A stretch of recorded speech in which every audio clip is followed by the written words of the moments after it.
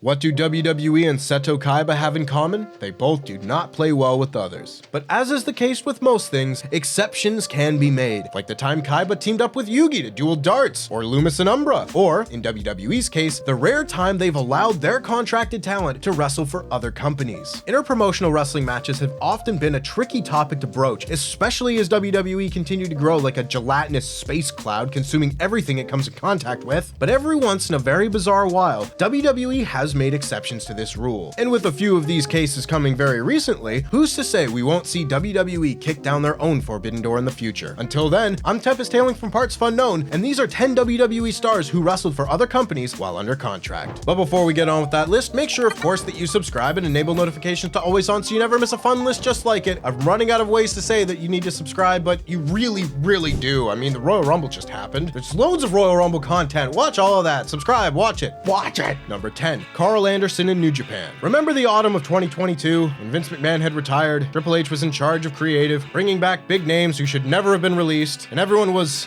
optimistic? Well, one of the most surprising returns during those particularly exciting days was that of Quizlemania tag champs Carl Anderson and Luke Gallows. Not only because those two good brothers thoroughly trashed WWE on their way out in 2020, but also because Carl Anderson was the fucking never open weight champion. To not only see stars from New Japan arrive, but a champion? A new era this is indeed. The Machine Gun then went on to miss his scheduled title defense against Hikuleo at New Japan Pro Wrestling's Battle Autumn show in November because he was busy wrestling in Saudi Arabia. In normal circumstances, a champion missing a title defense in New Japan is stripped of their title, but not in this case. Why? Well, because WWE and New Japan had come to an agreement allowing Sour Boy to defend his title at New Japan's World Tag League final before dropping it to former Bullet Club brethren Tama Tonga in the Tokyo Dome at Wrestle Kingdom 17, making Carl Anderson the first WWE contracted talent to compete at Wrestle Kingdom. How kind of WWE. Number 9, Cassius Ohno in Evolve. It's one thing to be under contract for WWE and wrestle somewhere else, but wrestling somewhere else on the same day that WWE has a show in the same town is taking things to a whole new level. That's precisely what Cassius Ohno did Royal Rumble weekend in 2017. Ohno, aka Chris Hero, had returned to NXT at the end of 2016 just in time for TakeOver San Antonio in January. But Ohno didn't appear on that show. He wrestled Zack Sabre Jr. in Evolve that same night in San Antonio. One reason why this was allowed to happen was that in 2017, Evolve was one of several indie promotions with which WWE had formed a working relationship. So take that past Tempest saying WWE doesn't play well with others. It made for some other pretty stunning cameos too. Triple H popped up in ICW, Pete Dunne and Tyler Bate both held championships in Progress during their reigns as WWE United Kingdom champion, and in fact, Ohno went back to Evolve for 3 shows in 2018 while continuing to wrestle in NXT. The Forbidden Door felt more like a revolving door during this unusual period, but soon afterwards, WWE clamped down on letting its talent do double duty, even with the indies with whom they'd welcomed into the fold. Number 8, everyone goes to Memphis. You know all those wrestling history books that tell you Vince created this evil Mr. McMahon character in 1998 for that feud with Stone Cold? Burn them! Okay, don't actually go around burning books, but at least realize that they can be wrong. Because in fact, that Mr. McMahon persona was born 5 years earlier in Memphis. In 1993, Jerry Lawler was running his USWA promotion out of Memphis when he also started working for McMahon. Although a heel on WWE TV, the King was a folk hero in his home city, and the two companies started a running storyline that was revolutionary for its time. It admitted that McMahon, who had always been presented on television as simply an announcer, was indeed WWE's head honcho, and a dastardly one at that, leading an army of his talent to invade Lawler's promotion. On USWA television, shown only in the Memphis area, McMahon cut promos taunting Lawler and mocking the Memphis fans, while sending several of his big names into battle there. Bret and Owen Hart were babyfaces in their WWE feud against Lawler, but here their roles were reversed, with the Canadians nicknaming Memphis as Disgraceland. Clever. Macho Man Randy Savage also reignited a rivalry that he had with Lawler prior to his WWE days, and Tatanka, at the time an undefeated fan favorite in WWE, seized the USWA title as a heel, prompting McMahon to wear the belt in yet another scathing promo. Lawler then won the title back from Tatanka while his undefeated streak in WWE was still ongoing. None of that was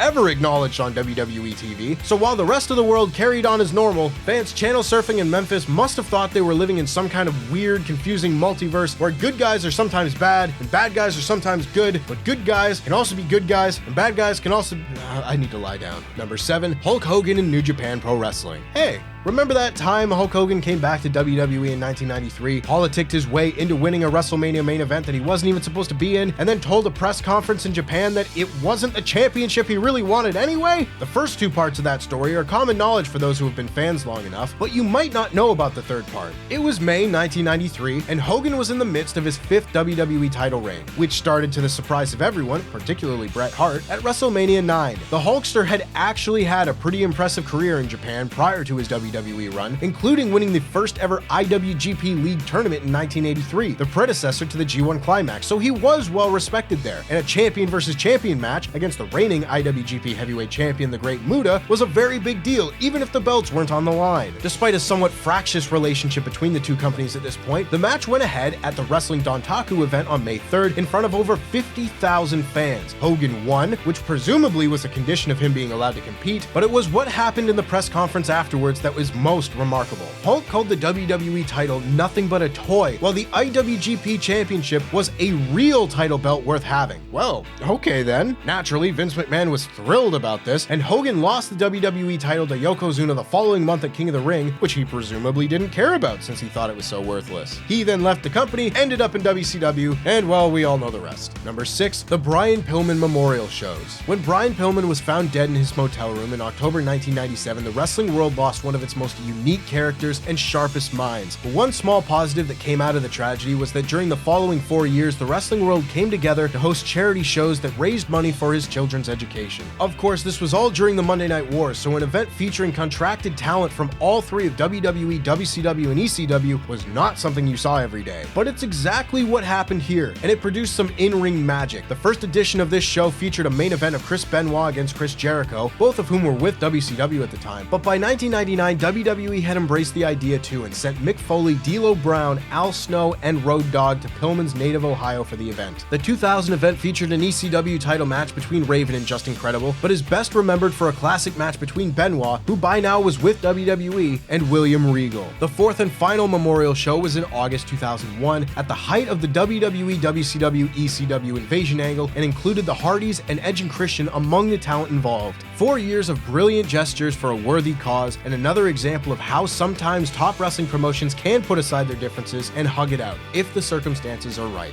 Number 5, Bret Hart at Terry Funk's WrestleFest. Anyone who's seen the famous wrestling documentary Beyond the Mat will know all about this one. In 1997, hardcore wrestling legend Terry Funk was ready to retire, having accumulated more than 3 decades of in-ring punishment. To celebrate the occasion, ECW hosted a special show in the Funkster's hometown of Amarillo, Texas, and 2 high-profile WWE stars were allowed to take part. One was Mick Foley, who had an interpromotional match against ECW's Sabu, while the other was none other than the WWE champion himself, Bret the Hitman Hart. Despite Bret offering to lose the match out of respect for Funk, the Hitman eventually goes over, and Funk's career ended forever. Forever, of course, meaning 11 days, with Funk eventually retiring in 1999. In 2005, and 2011, and 2015. And number 4, The Undertaker and Michinoku Pro. Aside from Vince McMahon himself, there isn't anyone more synonymous with WWE than Mean Mark Spookles. And seeing him somewhere else would just have been weird. I mean, admittedly not weirder than having a one-on-one match against yourself in the main event of SummerSlam, or murdering your longtime manager live on international television by burying him alive in a glass box filled with cement, or crucifying your boss's daughter while trying to force her into a satanic marriage. What were we talking about again? Oh, right. So with all of this WWE history to his name, it must have also been pretty odd to see him in October 1997 over in Japan fighting in Michinoku Pro. The appearance was apparently part of a talent swap deal that had seen Taka Michinoku and the Great Sasuke compete in WWE a few months earlier. The Dead Man went up against former WWE star Hakushi and randomly brought Bruce Pritchard along to be his manager. I guess as a throwback to his Survivor Series 1990 debut alongside Brother Love. I don't know. Hakushi was working some bizarre storyline where he was in a state of purgatory and had to win to regain his soul, pretty standard stuff for The Undertaker, really. But in the end, he got dropped on his head with a tombstone piledriver, the referee counted to 3, and was left to face the prospect of eternal damnation,